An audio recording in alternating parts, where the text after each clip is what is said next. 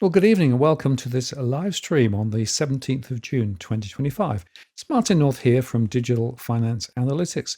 Great to have you on the show tonight. Thank you very much for coming and spending some time with me and the rest of the community as we look at some of the most important data from my modeling, particularly now with all of the global uncertainty. There's a lot to talk about and we'll get straight into it. I will just remind you I don't provide specific financial or legal advice. This is a general conversation only. We do moderate the chat, so feel free to put your questions, comments, and suggestions in. But we do moderate, and please be careful about what you say. Respect everybody else in the community. That'd be great.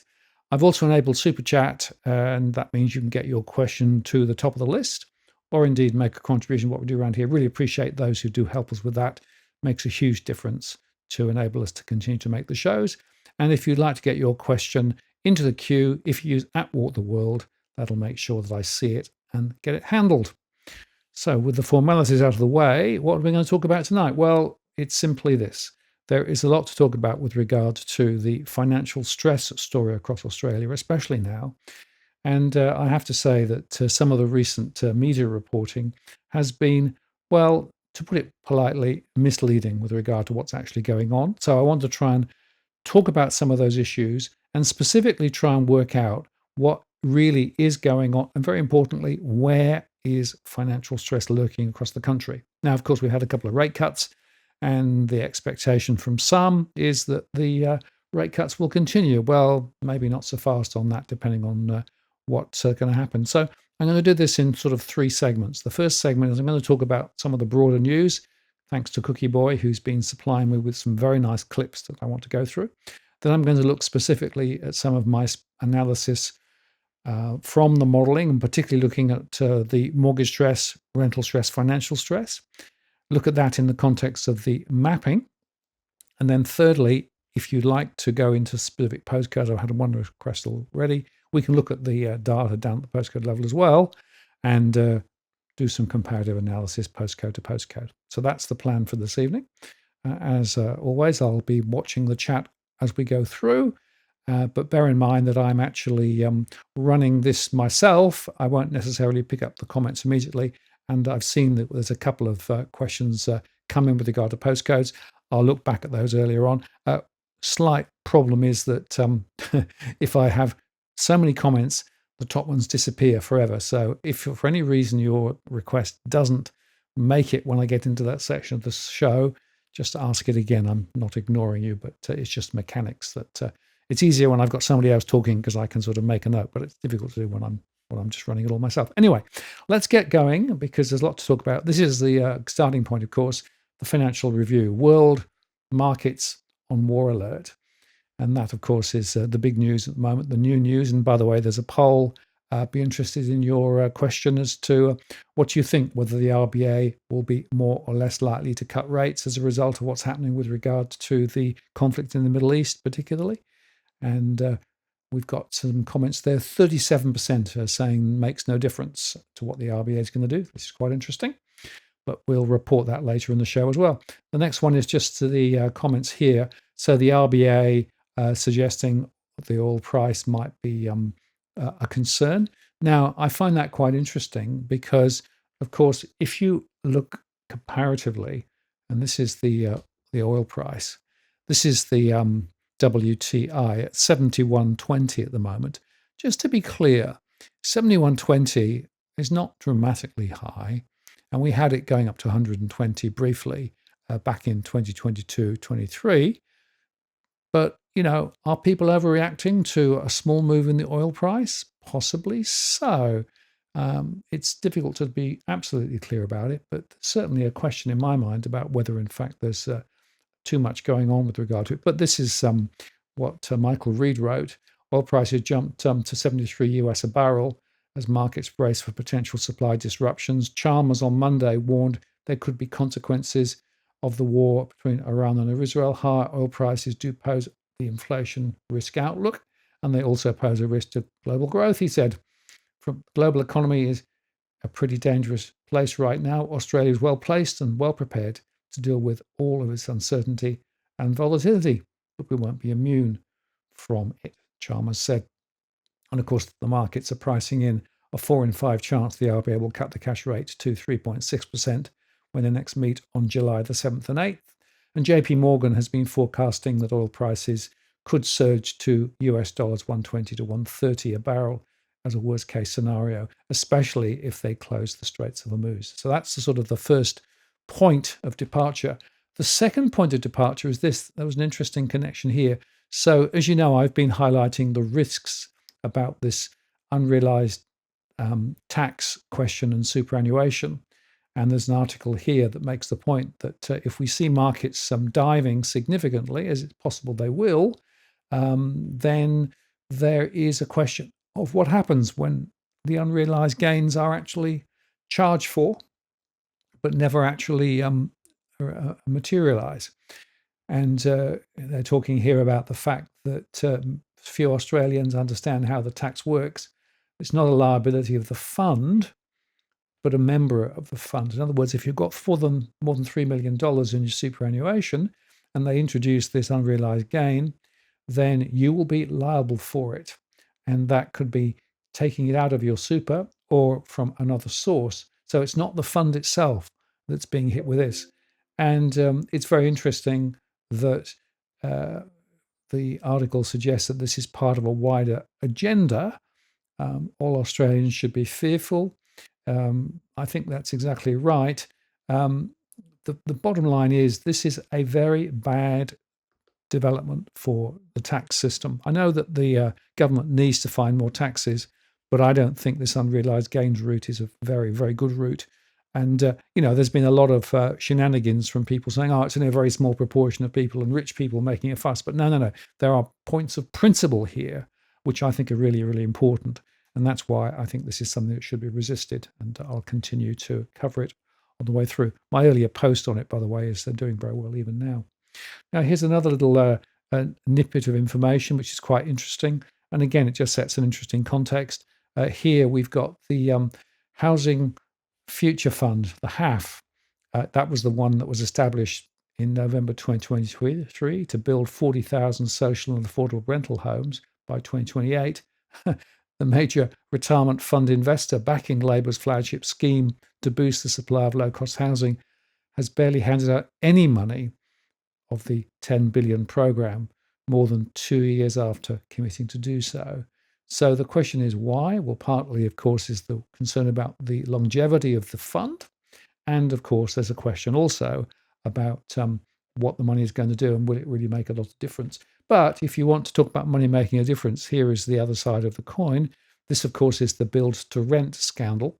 And now with the 15% tax support for it, etc., we're starting to see these types being announced.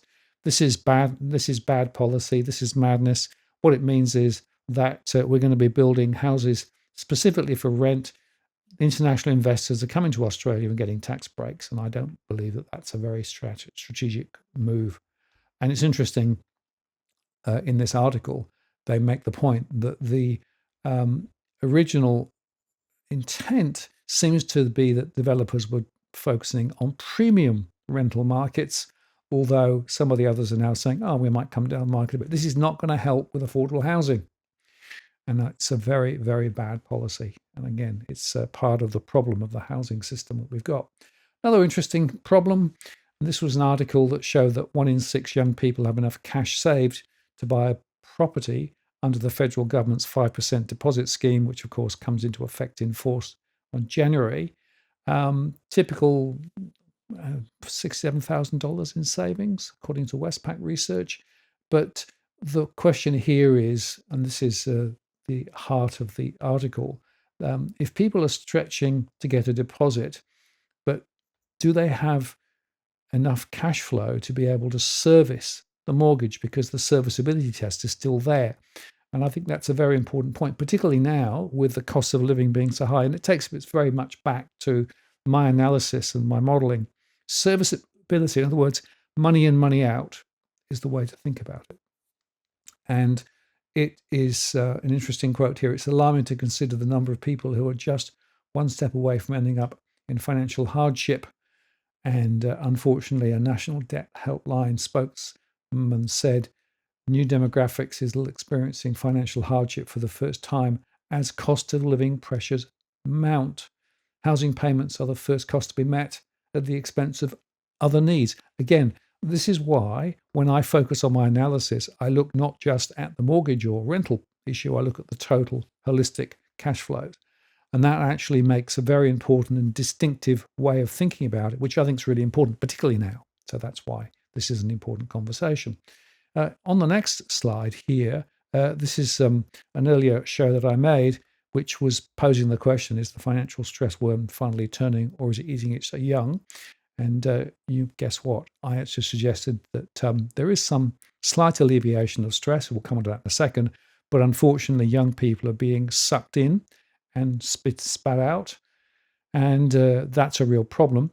Oh, and by the way, if you want to go into some of this in a bit more detail, I was part of a show on the Elephant in the Room podcast with Veronica Morgan and Chris Bates. It's just come out. And I'm talking specifically here about the massive amount of equity sitting in property and who has it and what the implications are. Did a bit of a show on this some time ago, but check out that show. It's available now. And incidentally, Veronica Morgan is coming up on my show next week because Veronica and I are going to talk specifically about the buyer's agents, because there are some scandals that are emerging. And I've had some experience in the last 2 or 3 weeks through one-to-one conversations of people being scammed by buyer's agents. So I think it's good to have a conversation with Veronica, and that's what we're going to do next week. So mark your diary on that one. Now, when it comes to the trajectory of rates, of course, everyone's been saying, no, the RBA is definitely going to cut rates, et cetera, et cetera. Even Warren Hogan acknowledged that, there's a chance. But I do come back to this problem. The house price versus capacity to pay. This is a killer chart, of course, is from CoreLogic and using RBA data, showing the median house price continues to spiral away. Capacity to pay isn't following. And that is the long-term structural problem we've had since the year 2000, thanks to a whole bunch of bad policies, thanks to the tax breaks for investment property, thanks to the loosening of lending standards and a whole bunch of other things too. And so this is where we are. And of course, again, you can see this in some of the real costs of city houses revealed. You need a massive amount of money just to buy in. And yet on the other side of the equation, if you look at the energy story, and if you look at the other costs of living, energy bills, internet and phone bills, insurance premiums rising, that's both car and home insurance as well. This is in a recent article, of course, and it shows that for many people, they have a continued set of financial pressures. And again, I want to underscore, not equally spread across everywhere, but it's very, very resident amongst a lot of people. And interestingly, of course, they're now talking about wholesale gas prices who have tripled, but more prices rises ahead, particularly in New South Wales. New South Wales family, of course, looking for more bill shock just at the time when the government support for electricity is being moved away. And as a result of all this, I think there's a really important conversation to be had as to what's really going on with regard to housing and households. And there's a fascinating observation here that we're now seeing some people moving back into families again. So people who are out on their own can't afford to house themselves. So they're moving back. And just a couple of generations ago, 18, 19 or 20 marked the age of independence. Now it's 10 years plus later, which I think is pretty shocking. And in fact, now mid-30s quite often before people even consider. And interestingly, of course, more young people are now working multiple jobs to make ends meet. I see that in my surveys, and that's a big deal. And, the bottom line, of course, is it's now 2 full-time incomes rather than 1. The debt-to-income ratio is often 6, 7, 8, 9 times relative to 3 or 4 that it was 2 generations back.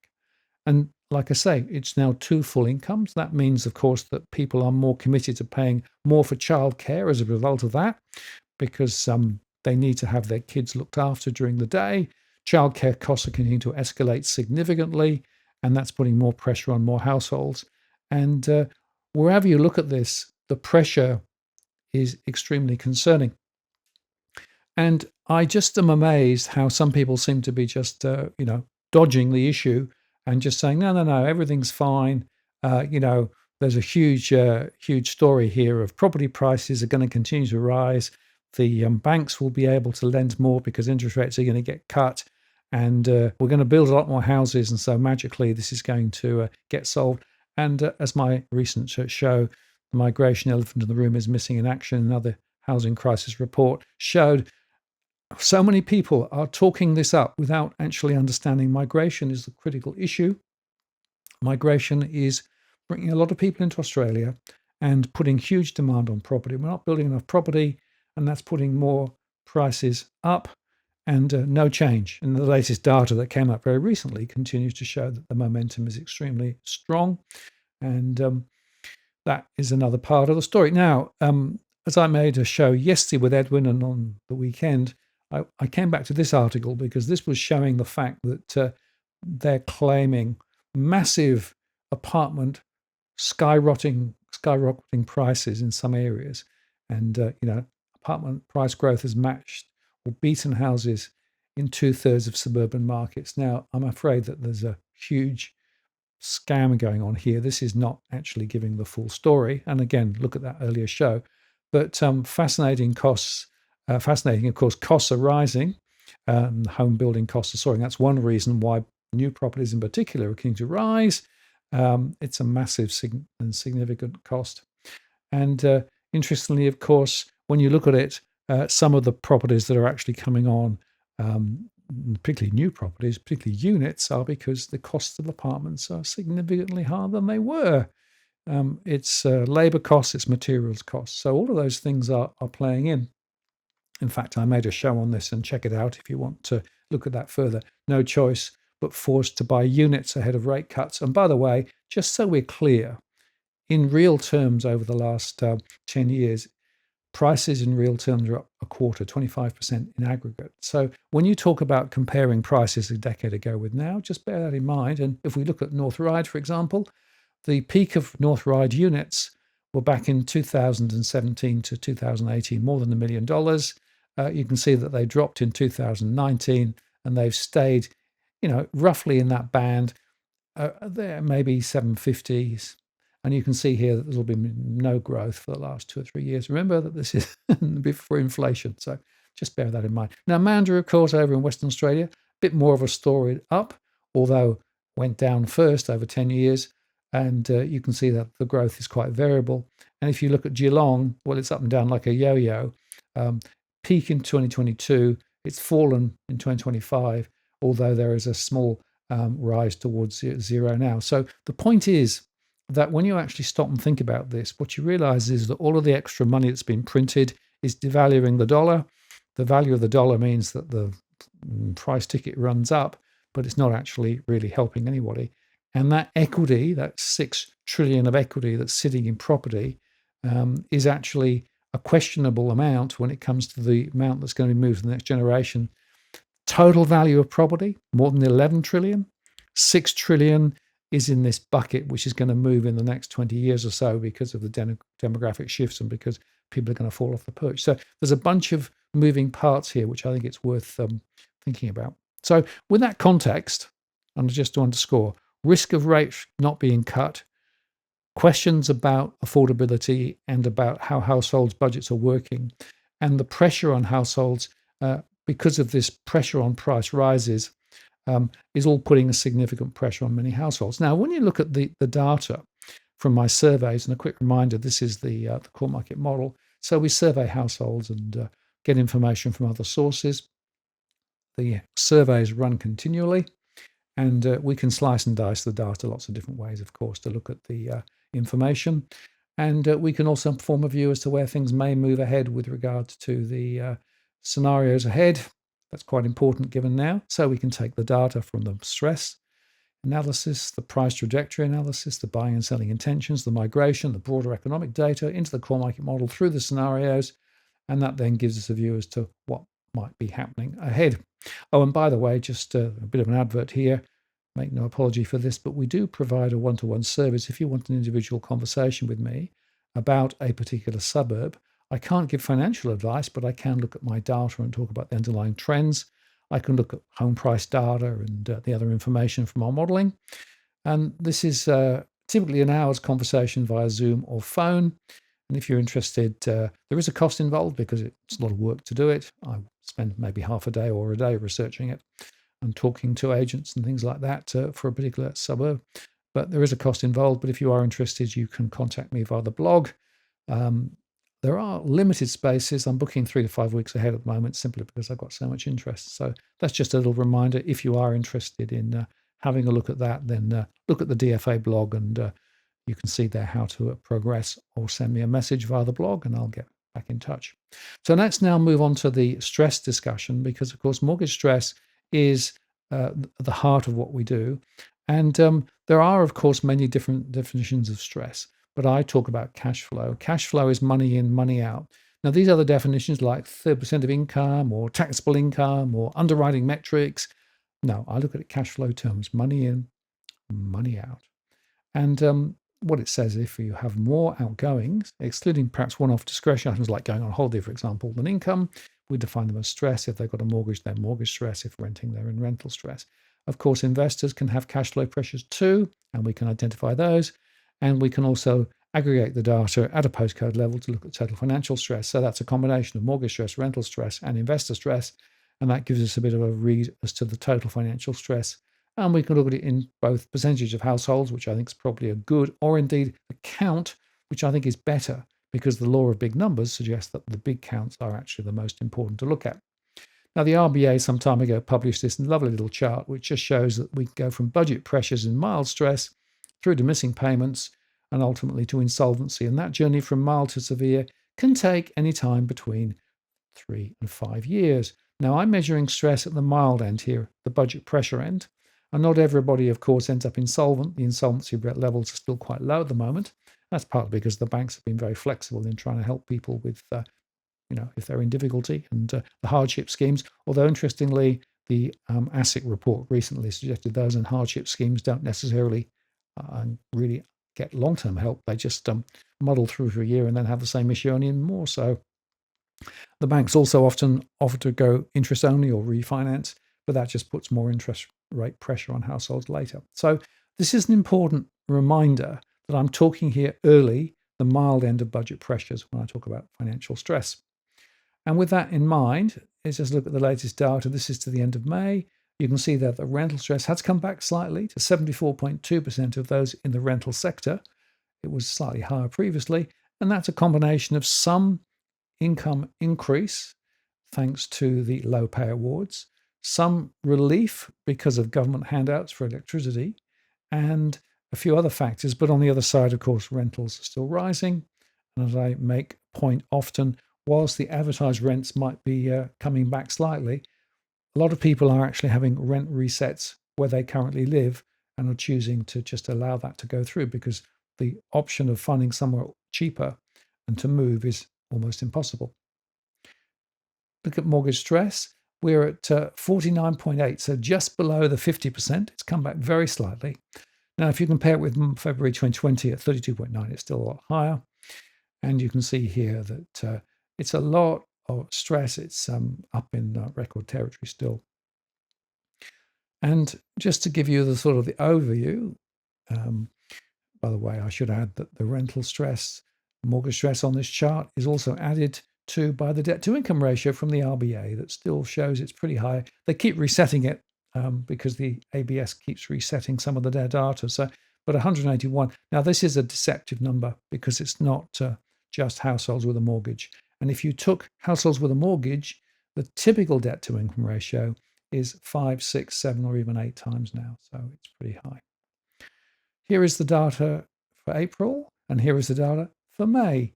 And in May, you can see here that what I've done is highlighted where the numbers have gone higher. So in the ACT, Queensland, and Tasmania, mortgage stress is up. In rental stress, it was up in the ACT, Northern Territory, and Victoria. Investor stress was up in Victoria and Western Australia. And overall, and financial stress was up in the ACT, in Queensland, in Tasmania, in Victoria.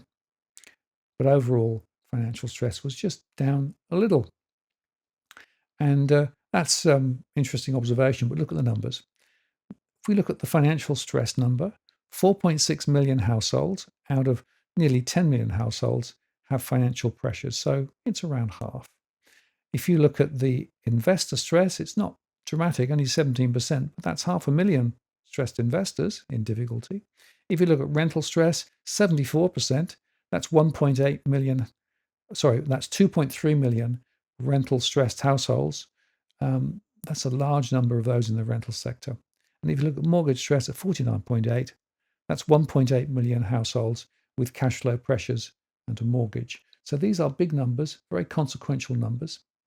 And as I always do, I can also look at it in terms of our segments.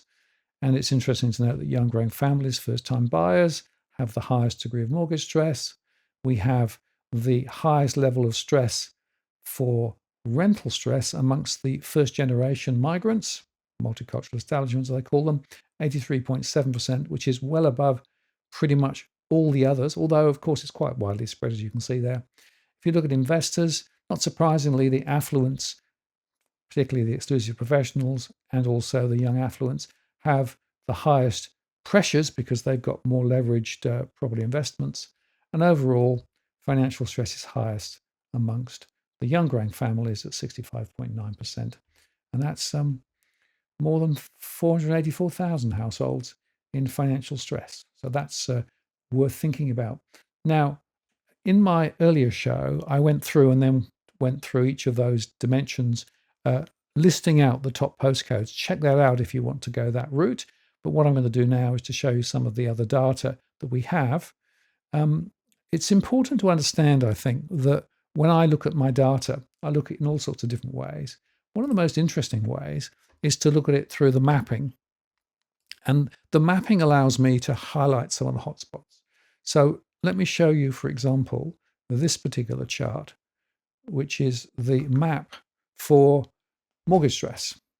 I'm going to start in the postcode 2000 and move out. And you can see here that the bluey is the low counts, and we go through the oranges and towards red, and the reds are the high counts. And as we pull out, you can see here that in and around the centre of Sydney, there are some areas where some people, are in some difficulty. Interestingly, places like Vaucluse and Randwick and Waterloo and Lane Cove and places like that, and Concord are registering some degree of stress. But, this is counts, so it's not dramatic. But as we go out, we can start to see that things do deteriorate. And it is the story, of course, of multiple problems in multiple places when you actually start looking at that. And you can see here, if we pull across, Liverpool stands out. Very significant pressure in and around Liverpool. If you go up further, you can see Blacktown is there as well. And then Camden and places like that, Campbelltown. So we have what I call the ring of fire as we sort of step back and look around. So east-west split, but there are pockets, nevertheless, around the harbour where there are some problems. Now, if I go to Melbourne and do a similar query, and again, we'll start in the centre of Melbourne, and you can see here that in the centre of Melbourne, there are a few issues. Not too bad, but it's not altogether flash. If you look at places like Hawthorn, Richmond, Footscray, West Footscray, places like that. And as we pull out and begin to see some of the other areas, we've got places over in the Wyndham area, Point Cook. We've got Taylor's Hill. And as we pull out further, we can see there that we've got down towards the Dandenongs with 3805, 3806, 3810. So again, around the centre, not too bad, but as you pull out into the suburbs, you can see this massive ring around Melbourne. And a lot of those areas around the eastern side of Melbourne is where a lot of the issues are. These are high growth corridors, a lot of relatively newly built property, a lot of people mortgaged up to the gills, and of course also having to pay a lot to travel to get into Melbourne. And those other costs are pretty important. So that's the story there. If we then go to Brisbane. Brisbane is not looking quite as bad, but with the significant rise in prices recently, I've noticed that the Brisbane mortgage stress and rental stress and financial stress is rising faster than in some other places. And you can see here that places like 4152 is already showing some signs of difficulty. And as we come out further towards Ipswich, Ipswich is a bit of a hot spot. You go up to 4034 north there, and you come down south as well. And you can see that once again, there's different hot spots, different patches. It's a patchwork quilt, I should say, not kilt. That'd be quite interesting, wouldn't it? Gold Coast, of course, has some as well. And if we were to go north, we would see that further north too, there are also other pressures. And we'll just go to 6,000 and look at Western Australia, because, of course, Western Australia has experienced very strong price growth in recent times. And close in, there are some problems. But as you pull out, you can see there that Woodlands and Double View 6018 stands out as a little bit more of a problem. And in fact, as we pull out further north and south of the centre of Perth, you can see there that particularly on the coast, got places like Wanneroo, 6065, very much in vogue there, and further south to 6164, 6112. And as we pull out south, you can see that we've got to the north and to the south, particularly high levels of financial stress, particularly looking at mortgage stress at the moment. And that's because of the strong house price growth, the high migration into Western Australia, and the fact that many people are leveraged to the gills. I'm going to do the same for rental stress. And again, I'm going to start in the middle of Sydney. And you can see here that in the middle of Sydney, there's more rental stress. Not surprising, really. A lot of people in and close to the city are struggling. And as we pull out, you can see there that places like Bondi and North Bondi, 2026, for example, Waterloo, has significant levels of rental stress. And as we pull out further, same issue really. Parramatta's a bit of a hot spot. North, South Wentworthville as well, and Liverpool and Blacktown. So the rental stress is very interesting. It's more uniform than mortgage stress. And there are quite a few areas around the city where people are really struggling. A lot of those are actually units. And the rental stress in units is extremely high, especially in and around Sydney at the moment. If we then do a bit of a deep dive into Melbourne, you can see here that the centre of Victoria has significant amounts of stress. In fact, Victoria 3000 is one of the most stressed postcodes for rental stress. South Bank 3006 also pretty difficult too. As we pull out, you can see there those hotspots, 3004 as well. And as we pull out, there are significant pressures across the postcodes. But again, it's interesting that over those 3029, 3030, Point Cook, places like that, in the Wyndham area, definitely feeling it. And Greater Dandenong also seeing some degrees there as well. So the story with rental stress is that it's a little more evenly spread relative to the mortgage stress, but there is significant pressure on many. And interestingly, that's one of the reasons why a lot of property investors are selling their investment properties in and around Melbourne at the moment, because with high rental stress, the returns are just not there. If I look at Brisbane, rental stress in Brisbane is also on the rise as well. Fortitude Valley, for example, Highgate Hill is showing significant pressure at the moment. And as we pull out, we can see other areas too also coming in. Quite a lot of areas now in the yellows, which if you compare a year or two ago, was less explicit in terms of rental stress. And Ipswich, of course, features again, I'm afraid. Seems to be a very significant pressure area. 43002 down to the Gold Coast. Gold Coast rental stress is extremely high as well. And the rents down there continue to escalate, and the rent rises are very strong as well. So that's putting a lot of pressure on a lot of households. If we then look at the story of Perth, I'm afraid that rental stress is also on the rise in Perth as well. And whilst in and around the centre of Perth, it's not too bad, once again, as you pull out, you can start to see some hot spots. Interestingly, the income growth in Western Australia has been quite a lot stronger. So to an extent, some people are finding things a little easier relative to the other states, but the yellows are quite significant. And remember that the population density also varies a little bit here as well. But you can see north and south of Perth on the coast, down towards Rockingham, pretty significant pressures. And the story goes on, really, if you actually look at, for example, financial stress. So that's the aggregate financial stress story. And financial stress, again, will start in the centre of Sydney at 2000 and drill out. And you can see here that there are significant areas where, again, remember I'm looking at all types of households now. You can see there that there are quite a few areas where we're in the yellows. And it's quite widely spread. So my point is, the assumption that there's just a few areas in difficulty is not actually lining with the data at all. Again, as you pull out, South Wentworthville, Liverpool, of course, stands out. And it's a bit the same across to the west, Campbelltown, places like that. Again, you can see the same problem. But my point is, financial stress lives in many different places across the Sydney Basin.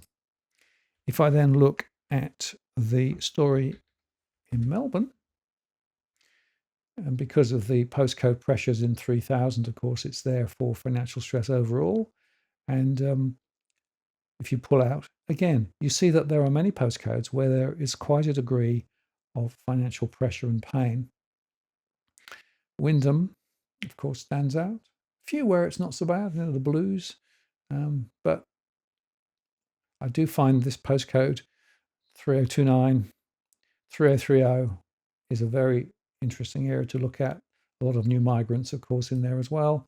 And if we go down to Greater Dandenong and Casey and Cardinia, you can see there that there are significant pressures there too. So that's the story with regards to overall financial stress. And in fact, if you pull out a bit further and just look more broadly, even Ballarat and other regional centres are also experiencing financial stress as well. So wherever you look, there's a story to be told here. And if we go across to Brisbane, similar story. We're in the yellows. Financial stress is haunting quite a few areas. Fortitude Valley in particular, I noticed, is definitely up there. And as we pull out, as you perhaps would expect, we start to see similar patterns where Ipswich is featured, 4305, places like that, 4300, and down on the Gold Coast. So financial pressures on the Gold Coast are continuing to build, and I see that in all of my data at the moment. And that's a bit counter to what some people are claiming with regards to the property price uplifts that we're seeing there. It's not as uniform as some people are suggesting. And quickly, if we look at Perth, you can see here that we do have similar stories around the centre of the city. Maybe not too bad. Wembley's not looking too bad. But when you go to the north and the south, you start to see these yellows coming in. And South Perth in particular, if you look there, north, you see it, Wanneroo still stands out, and further down as well, down towards Rockingham. So net, when you look at the mapping here, what you can see is this gradation. There are some areas where it's not too bad. There are other areas where it's pretty significant. And these long-term pressures on households are having significant financial pressures initially.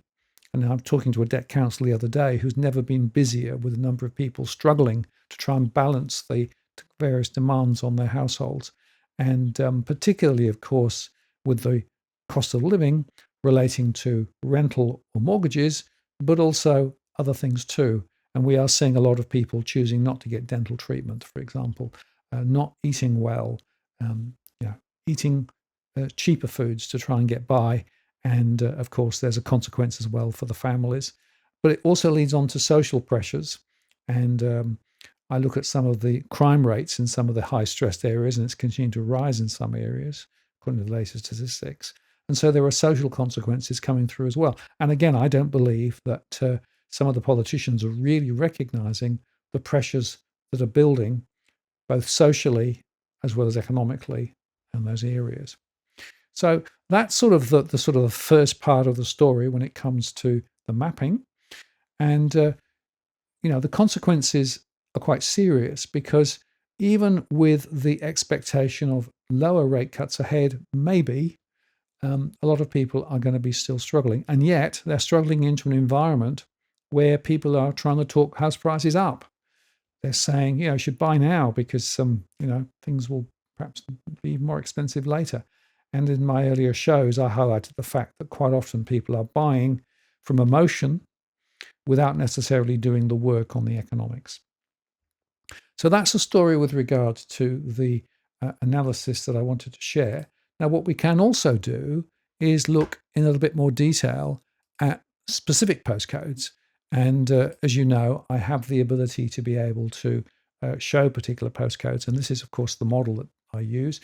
I always start with postcode 2500. It's traditional, of course, because it's a postcode I know very well, Wollongong. And it's a bit of an archetypal postcode insofar that it tells us quite a lot about what's going on. And what you can see here, if you sort of follow this, is you can see here we've got 19,200 households or thereabout in this postcode at the moment. That's households, not individuals. We've got 28% owning outright. We've got 23% borrowing. We've got 48% renting. So a lot of renters in the area. Mortgage stress is 1/3. So that's more than 1,500 households in mortgage stress in this postcode. But rental stress at 72%. More than 6,700 households struggling.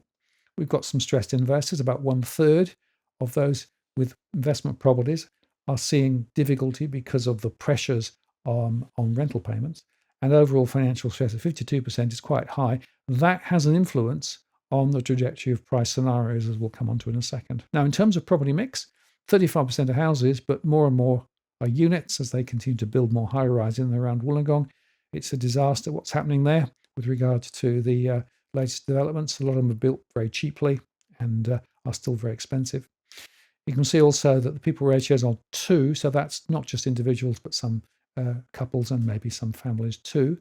The vacancy rate was quite high when this was done, but this vacancy rate was done when the census was done, and that, of course, was at the end of COVID, so it was a bit perhaps unusual. I think the vacancy rate is probably a bit lower at the moment. Gross investment yield is quite interesting. That's the relationship between the price and the theoretical rental yield at 3.4%. That's sort of middle of the road. Everybody quotes gross investment yields, of course, in the property sector, but of course it's not true as to what that really means in practice. I look at net investment yield, which is the combination of money in and money out. In other words, what do I have to pay for the mortgage? What do I have to pay for managing the property? What do I have to pay for repairing it? And what income am I actually getting? That includes, of course, whether the property is let or not. And in this postcode, whilst the gross investment yield is 3.4, the net investment yield is underwater. It's minus 1%. So property investors are losing money. And in fact, there are a lot of property investors across the country, particularly in Melbourne and also in areas of Sydney, losing quite a lot of money on a cash flow basis, which is one reason why property investors are selling. If we look at the taxable income data from the ATO, this is the year 21-22, that's the latest available. $71,000 is the average. The household census was 84,000. And where there's a difference, in other words, where the household census is suggesting that more than one income is potentially supporting the household, it comes up with a multi-flag. And that means that there are multiple incomes paying the mortgage. And that all translates to a disposable monthly income of around $5,900. And currently, 41.7% of that disposable income, or $2,467 a month, is going on the typical mortgage, and 33.7%, or $1,993, going on the typical rent. And that is high. Remember, of course, in the old days, people would say, oh, it's more than 30%, you've got a problem. Well, disposable monthly income at 33 and 41, that is a big problem. That, of course, puts a lot of pressure on households. Now, in terms of the price trajectory, the modelling also suggests that in the best case scenario, there is still a chance of prices moving up.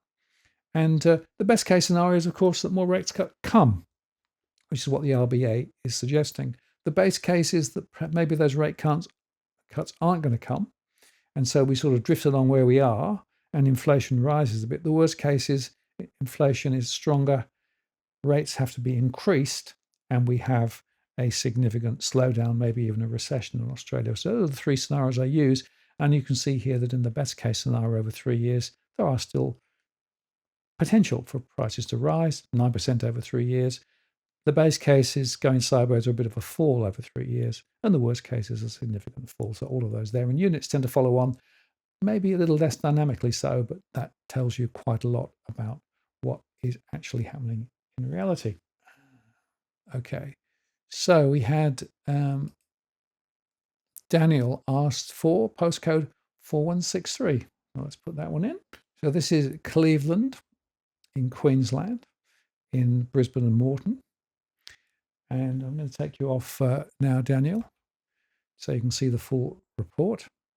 So there is 7,100 households there, 39.9, 40% own outright, a third of 30% are borrowing, and a third, or 30% are renting. Mortgage stress at 43.7%, rental stress at 89.7%, some investor stress, overall financial stress at 45%. 60% are houses, 19% are units, 20% are other types of property. That could be a standalone, that could be sitting over retail, other things like that. People ratio is 2.11, so that suggests some families as well as individuals. The vacancy rate was 6.7% when the census was done. Gross investment yield is 4.3. It tends to be higher in and around Queensland. Net investment yield, though, is still negative, minus 0.2. Average taxable, 87,000. Household census, 74,000. And that gives a disposal monthly of around $5,100, with 46% going on the typical mortgage, $2,400, and 38.5%, 1,993, going on the typical rent. In terms of scenarios, the best case scenario, a 10% rise over the next 3 years in prices. The base case, a small fall. The worst case, a more significant fall, and units beginning to follow on. Let's look at another one. Postcode 2200. So this is Bankstown in Sydney. And there we have 15,656 households, with 25% owning outright, 28% are borrowing, and 46% are renting. 29% are actually in mortgage stress, 86% are in rental stress. We have a third of stressed investors as well, and we have 56% of households in financial stress in that particular area. We have 38% of houses, 44% units, and 16% other types of property. The people ratio is very high, so this is families. We have a vacancy rate that's also quite high. The gross investment yield was 3.3%. Again, a negative net investment yield, minus 0.6%. Looking at the taxable income, the ATO said the average taxable is $52,900. The household census says 72,000, so the multi-flag comes up. Multiple incomes are going on these particular households, and the disposal monthly is just over 5,000, with 46.6% going on the typical mortgage, $2,368 a month, and 40% going on the typical rent at $2,044 a month, which is painfully high. On the scenario basis, best case, up 7.8% over 3 years. The base case, a fall of 7% over 3 years. This is a cumulative measure, of course. And the worst case, a fall of 26% over the next 3 years if everything goes really pear-shaped. Okay, Bossman asks for 4510. Caboolture. Take that offline again. I'll remember the 4615 in a second. This is another Brisbane and Moreton suburb. More than 21,000 households there, 26% owning outright, 36% of borrowing, and 37% of renting. The stress level is at 21%, so it's there but not massive. But rental stress is very high, 82%, and stressed investors at 22%. Financial stress at 43%. Mostly houses, 83%, small number of units, other types of property. People ratio is quite high, so again, families. Vacancy rate, 6.9%. Gross investment yield is 4.4. Net investment yield is 0 in this particular one. By the way, I should say I recalculate this each month, so it might vary month on month. Taxable income, 55,000 compared with the census at 68,000. The multi-flag comes up, giving a disposal monthly around $4,500 with 41.6% going on the typical mortgage at $1,906 a month and 35.3% or 1,619 going on the typical rent. And looking at scenarios, well, the best case is a rise of 14% over 3 years. The base case flat. The worst case a fall of 21% over 3 years and units following on. And you also asked for 4615.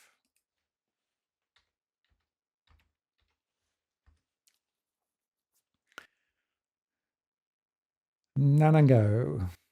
Smaller postcode, so just be a little bit cautious on the calculations here. Just going to shift to my chair, sorry about the noise. 3,000 households, 48% owning outright, 29% are actually borrowing and 22% are renting. A third in mortgage stress, 25% in rental stress. Financial stress much lower here at 15%. 92% houses, small number of units, other types of property, and the vacancy rate's quite high. Maybe that's Airbnb, second homes, and those sorts of things. Gross investment yield is 4.5. Net investment yield is positive, just 0.1%. The average taxable is 52,000 versus 47,000 from the census, and that gives a disposal monthly just over 3,300 with 36.3%, 1,200 going on the typical mortgage, and 34%, 1,121 going on the typical rent.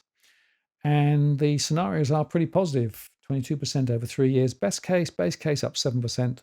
The worst case down 12% over 3 years in units following on. So ask for Happy Valley. Yes, is it happy? We will see.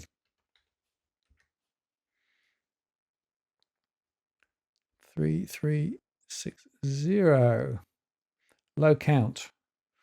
And it's in the Otway Ranges. I wonder whether that is the right postcode. I can't cross-check it backwards, so you have to tell me whether I've got the right one. But 3360 is what you asked for. Very low count, so I need to be cautious on the data here. The stress levels are quite high. The investors are also feeling it as well. But you can see here a lot of people own outright. There's some borrowing, 37%, and some renting as well. Financial stress of 59%. Mostly houses. And very high vacancy rates. Again, second homes, Airbnb, and all that stuff. Gross investment yield is 2.6. Net investment yield is negative. And the typical taxable 59 versus 61,000, giving a disposal monthly just over 4,000 with a third going on the mortgage, 1,352, and a third going on the typical rent, 1,395. And looking at the scenarios, because of the financial stress metric, the growth in terms of appreciation, even in the best case scenario, is pretty limited, and of course falls on the other scenarios. Going down the list, yet another comment. Interesting. I'll do that one first. I missed one further up. I'll go back to that 6053. This is Bayswater in Western Australia in the Stirling district. And it is 6,600 households, 27% owning outright, 44% borrowing, so the mortgage belt, 27% are renting, 36%, more than 1,000 in mortgage stress, 70% in rental stress, some investor stress, and overall financial stress at 43%. 80% are houses, some units, and other types of property. People ratio is just over 2, and the vacancy rate was 9. Gross investment yield is 4.3. Next investment yield is minus 0.1%. Average taxable 82 versus 105,000 from the census, giving a multi-flag and an income of around $6,400 a month. This is disposal monthly, of course. That's after tax. 36.9%, $2,400 going on the mortgage, and 26.8%, $1,745 going on the typical rent.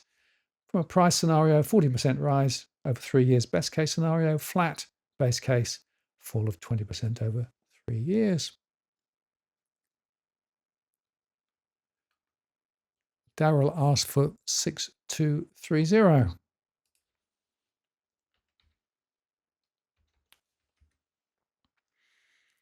Okay, 6230 is Kerry Park in Stirling, so a similar sort of area. Make sure I take you off.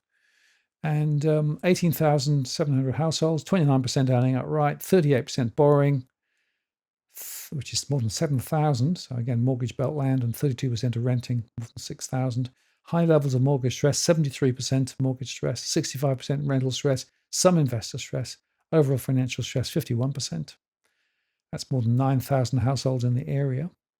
80% are houses, some units and other types of property there too. Vacancy rate was a bit higher, 10%. Gross investment yield 3.8, net investment yield minus 0.7, and the taxable on average 72 versus 76, giving a disposal monthly of 5,500 with 32%, 1820 going on the typical mortgage, 26.8, 1495 going on the typical rent, and the scenarios are best case, a rise of 11% over 3 years, base case, a fall of 4% over 3 years, and the worst case, a fall of 23% over 3 years. Okay.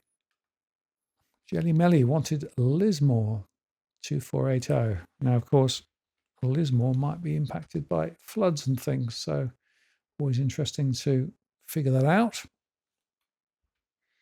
We do have 19,000 there. We do have 38% earning outright, 30% with a borrowing mortgage, and 27% are renting. Don't have mortgage stress detected in there at the moment. That, of course, is possibly because in some cases, some of those may have payments suspended currently because of the flooding. We'll see. Renters are feeling it though, and overall financial stress, 32%. 84% of houses, some units and types of property. The vacancy rate at 7.2%, gross investment yield is 3.4, net investment yield is minus 0.7. So again, some of those investors underwater. The taxable is around 60,000 or 68,000 from the census, giving a multi-flag, and that gives us a disposal monthly of 4715 with 38.6%, 1820 going on the typical mortgage, and 32.8%, 1544 going on the typical rent. And scenarios, well, there is a rise of 11% over 3 years, best case. Base case, a slight fall, just over 3%, and the worst case, down 23%. Who named it Happy Valley? AI said, a good question, yes. And yeah, another comment said, thanks. You're very welcome. Glad to be able to help. I think that's pretty much up to date with the postcodes. So let's see whether any more come in.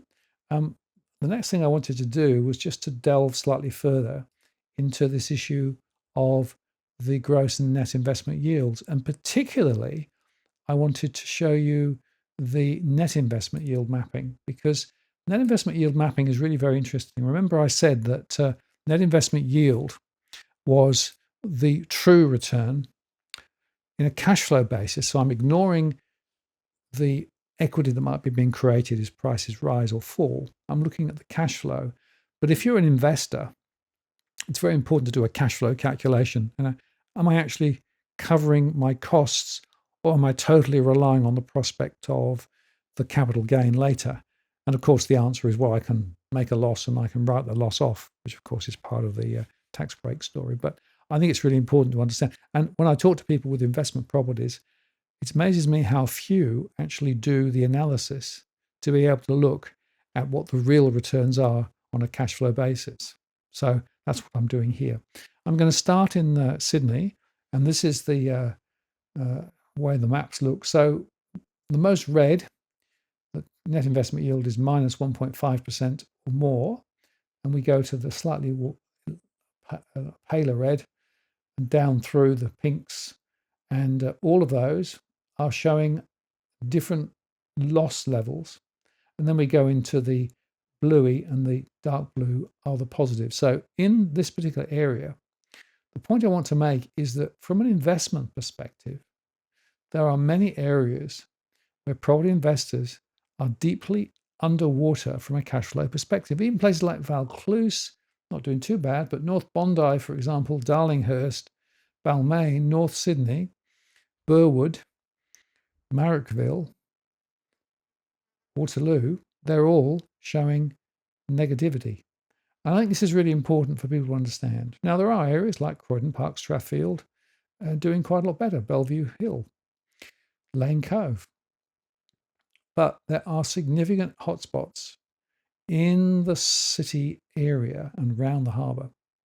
And it's replicated when you go towards Fairfield in the west, though there are some doing better. Hornsby's not so bad. 2175, not too bad. But if you look down Camden Way or Campbelltown or Penrith, places like that, Hawkesbury, you see there's a lot of red there, a lot of places where people are losing money from a cash flow perspective on their investment property. Now, you might choose to wear the loss on the assumption you're going to get capital gains, but I'm a little bit more skeptical than some about the capital gains story, as you will know. Now, if we go to Melbourne, central Melbourne, the returns are a little bit more positive in 3003.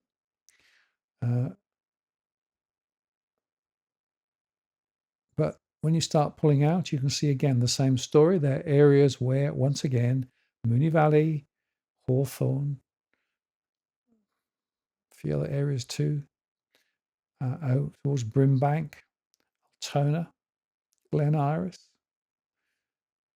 And in fact, as you pull out, you can see here, particularly around Wyndham, 3029 and 3024, where we have a lot of issues. And of course, over to the east as well, Knox, for example, and beyond Monash, beyond the Dandenongs, and then down towards Casey.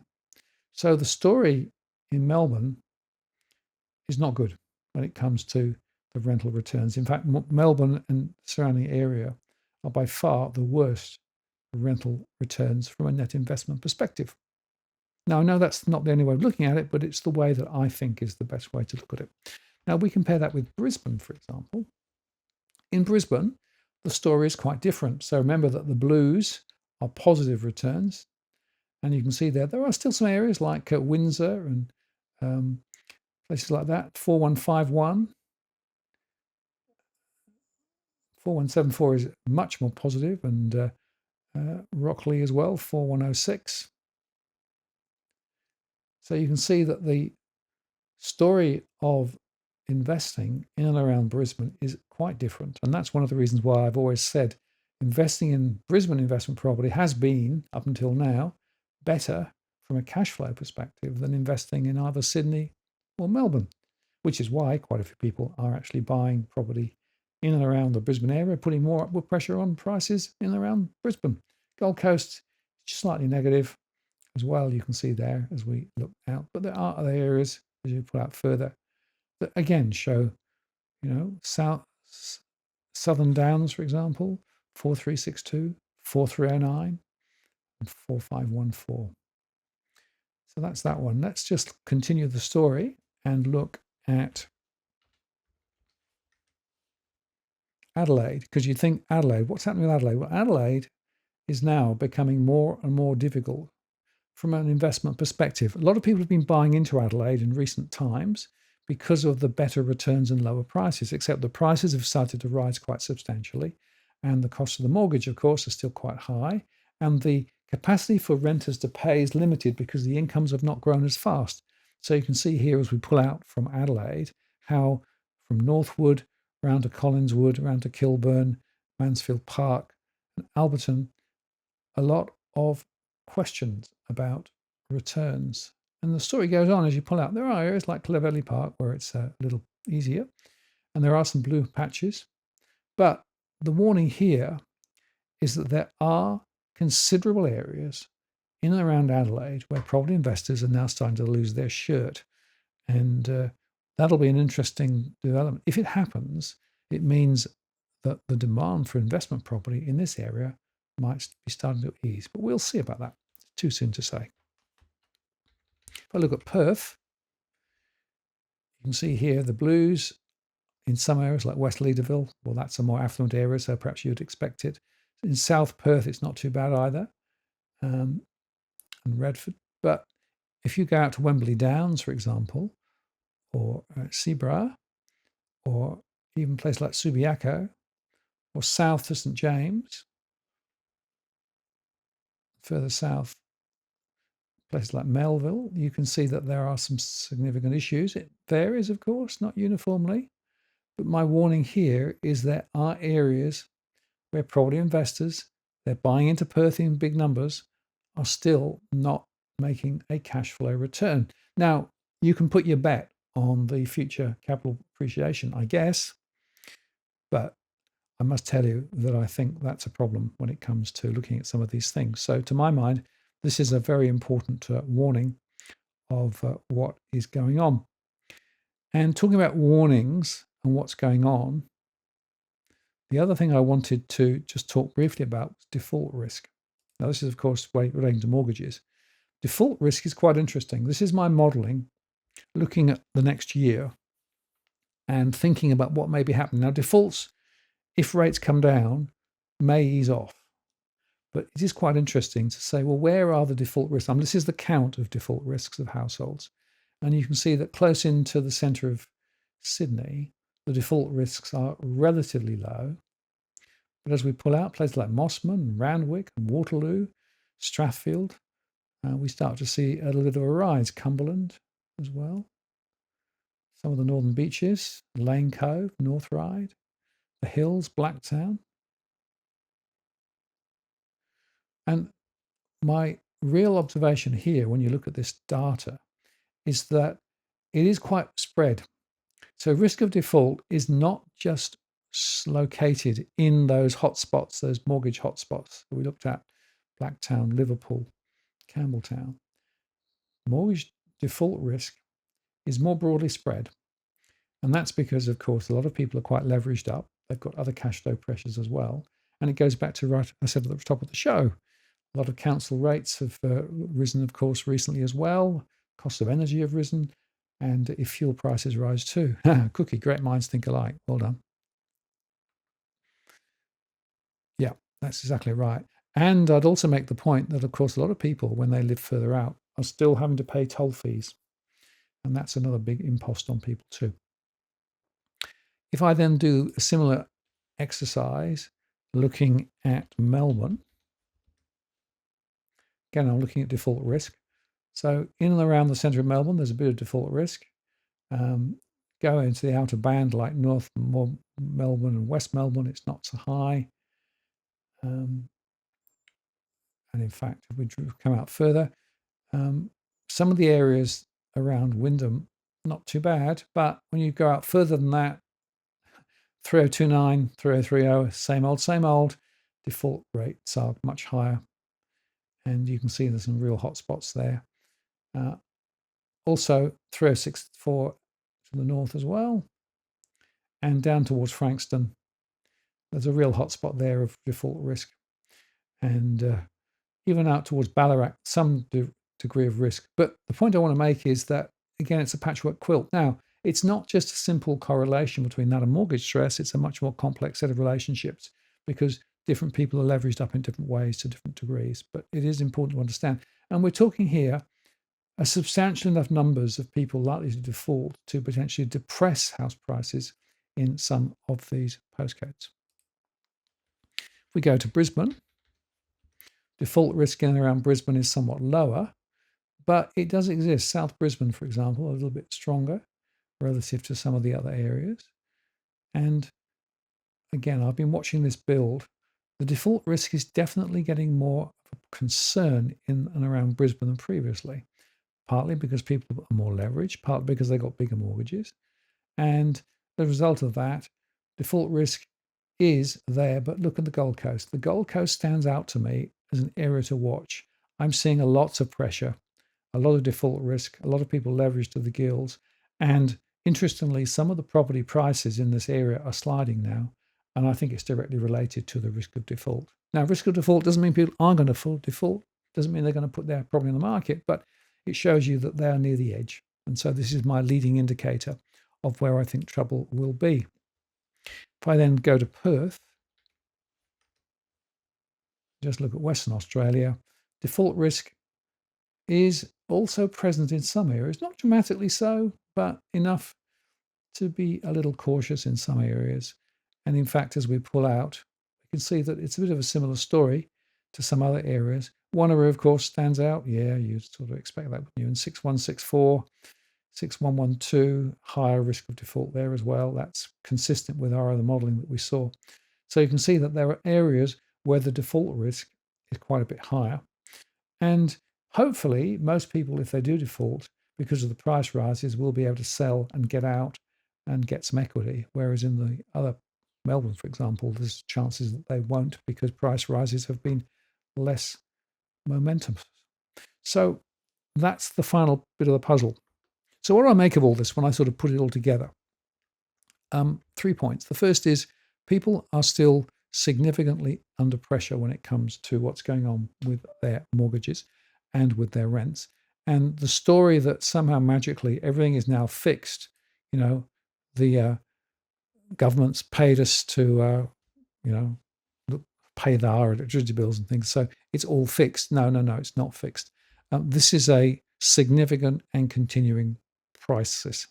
Crisis for those in the mortgage sector, crisis for those in the rental sector.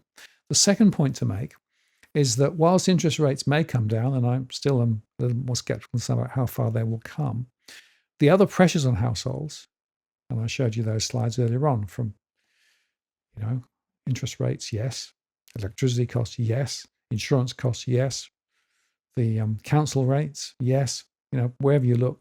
And I don't believe that the true inflation rate for many people is anything like the official number. As we've discussed previously, for all sorts of reasons, that number is a bit flawed, but actually more than just a bit flawed.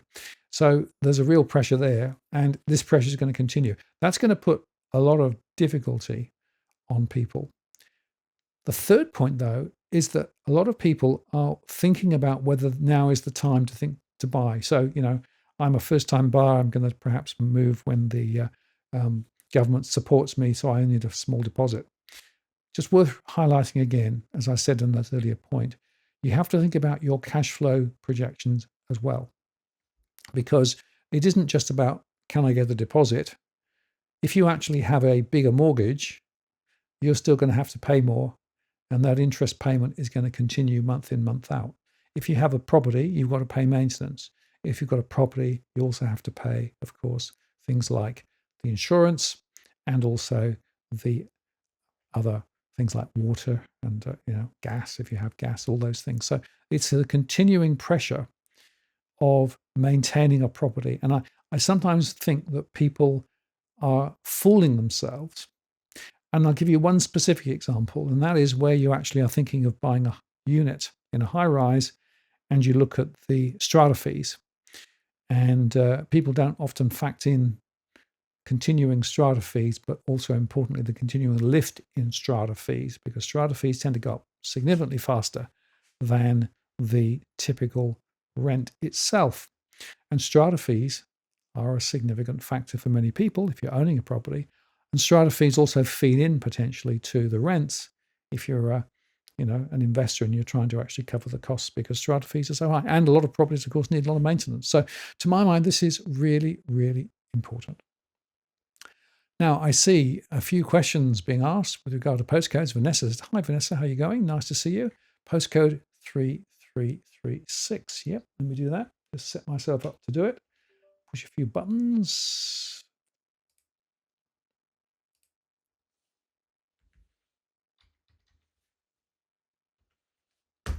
Three, 3336. Bring it back online. There we go. 3336 is Melton. And here we have 5,500 households, 24% owning outright. A lot of people borrowing, not much in the way of renting at the time. 49% in mortgage stress, more than 2,000, and financial stress 37%. 96% of houses, small number of units.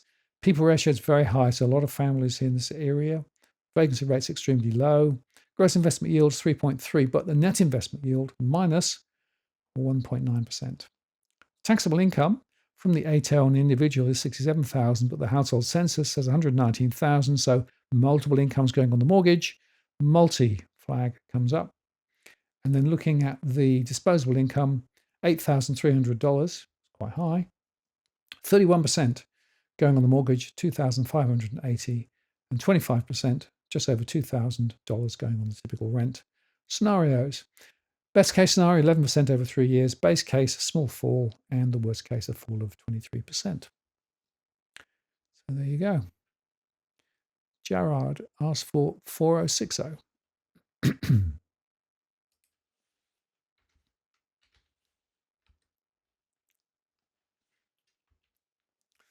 This is Ashgrove, again, in the Brisbane and Moreton area. 5,000 households, 30% owning outright, 42% borrowing, 26% are renting, 18.5% in mortgage stress, 69% in rental stress, overall financial stress, 35%. And looking at the property mix, 77% of houses, 20% of units, small number of types of property, vacancy rates, 5.8%, gross investment yields, 4.5%, net investment yield just negative, minus 0.3%. Average taxable, 114,000. That's one of the highest we've seen. Average from the census, this is the household, 149,000, giving a disposal monthly of more than $9,000 a month, with 34% going on the mortgage, more than $3,100, and 24%, more than $2,100 going on the typical rent. And looking at scenarios, best case, 15% over 3 years, base case, flat, worst case, a fall of 19% in units following on. Okay, see whether there are any others I missed. Tassie asked for 7011.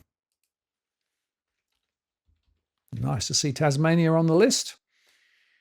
Okay, 7011. So this is Berrydale in South Tasmania, including Austin's Ferry, 6,700, 28% owning outright, 37% borrowing, 33% are renting, 70% in mortgage stress, 88% in rental stress, 27% in investor stress, and 63% in financial stress overall. 79% of houses, 16% of units, no types of property, and the vacancy rate was over 5%. Gross investment yield, 4.9%. Net investment yield, positive, 0.2%. Average taxable, 56,000 for the individual, 67,000 for the household census, giving a multi. Their flag coming up with disposal monthly around $4,800 a month. 32.3% going on the typical mortgage, 1,560, and 33% going on the typical rent at 1,595. From a scenario basis, I'm afraid that I don't have good news for you. Even in the best case scenario, I'm seeing small falls over the next 3 years and more significant falls in the base and worst case scenarios for this particular area. There are some particular issues with Tasmania, with limited incomes, significant price growth previously, and of course, a bit of a difficult situation with what's going on at the moment. And Vanessa, thank you very much for the super chat. Really appreciate. Thank you very much for that. Dylan asked for postcode 4670.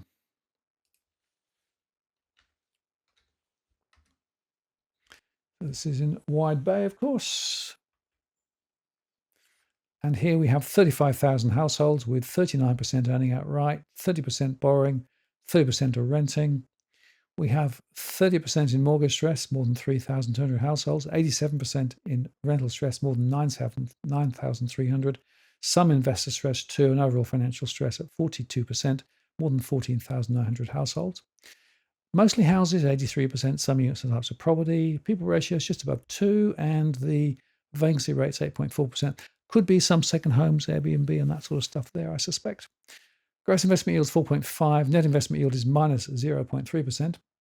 Looking at the taxable data from the ATO, 60,000 from the individual, according to the ATO, and 62,000 from the census, giving a disposal monthly of 4,358, with 35.8% going on the mortgage, 1,560, and 32.6%, 1,420, going on the typical rent. From a scenario perspective, best case scenario, 11% over 3 years, base case, a small fall, and the worst case, a fall of 23% over 3 years, units following on.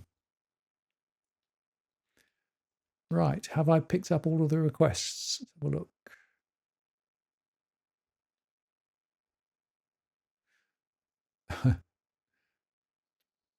Rottnest Island, 6162. I have no idea what that would. I'll try. I don't know. Let's have a look.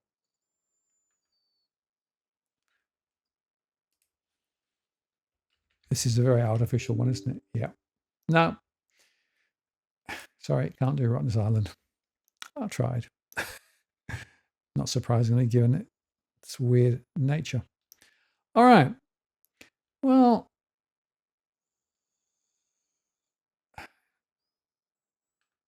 William asked for Wollongong. I did Wollongong. Look back in the stream. That was the first one I did, so I've already done that one. I might do it again. But thank you for asking. And I think we're done. So, in conclusion, what can we say? What can we say indeed? Well, to my mind, I think 3 quick points. The first point, just don't want to touch on scenarios in more detail. I told you about my scenarios and the fact that they're ways of exploring the future. Interestingly, the New Zealand Reserve Bank did some quite nice scenarios with a negative supply shock and a negative demand shock. It's interesting how they do it. If you want to see more of that, go and check out my report there. Kiwis get another rate cut, but will home prices respond? The answer is no, they're not. Home prices in New Zealand continue to fall. Post coming on that shortly. In terms of the scenarios, here are the 3, just to give you the slightly longer version than what I did before. So the Goldilocks zone, we see more rate cuts. Don't get a recession. Migration remains above average. The base case, soft landing. We see the rates hanging around. Cut a bit later. We don't get them up. We don't get a recession, but migration falls because migration is a big lever, of course. The nightmare is we see rates hanging around. We see unemployment rising. We see wages growth stalling, and we see migration dropping, and we actually end up with a trade-led recession. Of course, that was before the conflict in the Middle East came out. So that's the story on that one. And I really want to just underscore that these scenarios are not predictions. They're just showing you sensitivities. So, I could put a whole bunch of other sensitivities in. And if you've got another set of sensitivities you'd like me to run at some point, let me know. I'm happy to explore with that.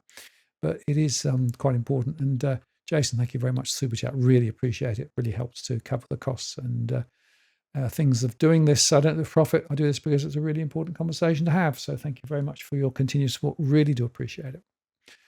Vanessa asks, are Luna and Meter good dogs? Well, they actually make a lot of noise. But they make a lot of noise in any situation, whether it's a fox, whether it's a pigeon, or whether it's somebody coming down the road. So yeah, not reliable guard dogs, but they're pretty good. Friends, and of course they keep me fit. I walk my 10 miles a day plus, thanks to the 2 dogs. So I'm still doing my 25,000 steps or thereabout, which is part of my attempt to keep fit. Okay, so just to sort of round out the show, I'm just going to make a couple of closing comments, because I think it's important that if people are in financial difficulty, they've got some thoughts about what to do about it. Unfortunately, in my surveys, I quite often see people who actually say, oh, well, yeah, I know I've got a problem, but head in the sand time, hopefully it'll get fixed. Knowing what we know, I'm not convinced it will. So it's important to get help. Obviously, you can talk to your bank. They do have hardship schemes. They are obliged to try and help. But it is important to get the right information to be able to think about that. 2 sources. The first, of course, is the National Debt Helpline, 1-800-007-007. This is the government-backed one, government-funded one. And they are excellent at helping people tease out their financial pressures. They are very busy, of course. They keep saying they've never been busier. There are sources on the internet of quote help, unquote help, which don't do very reliable stuff and may well charge you for a deed of arrangement or other things. Get the advice from the right place, and I recommend National Debt Helpline. So that's the first point. The second point is it's really important to put a cash flow together, pull your information together so you understand what there is.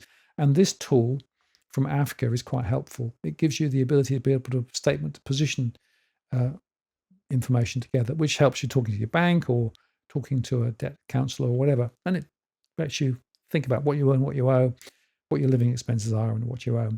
And from there, you can build a cash flow. And of course, if you build a cash flow, you can then prioritize, work out what's really important. And quite often what I see is that people are actually prioritizing the wrong things rather than actually prioritizing the really important things. Unfortunately, quite often people are not au fait enough with their cash flow to know where they're spending the money.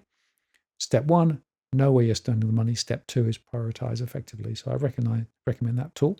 Also, if you are interested in supporting our work, we do run the Patreon program as well. Thank you for those who do support us via Patreon. Really appreciate it. And particularly, if you want to get the data that I've shared today for every postcode, you can do that. It's $50 a month plus GST.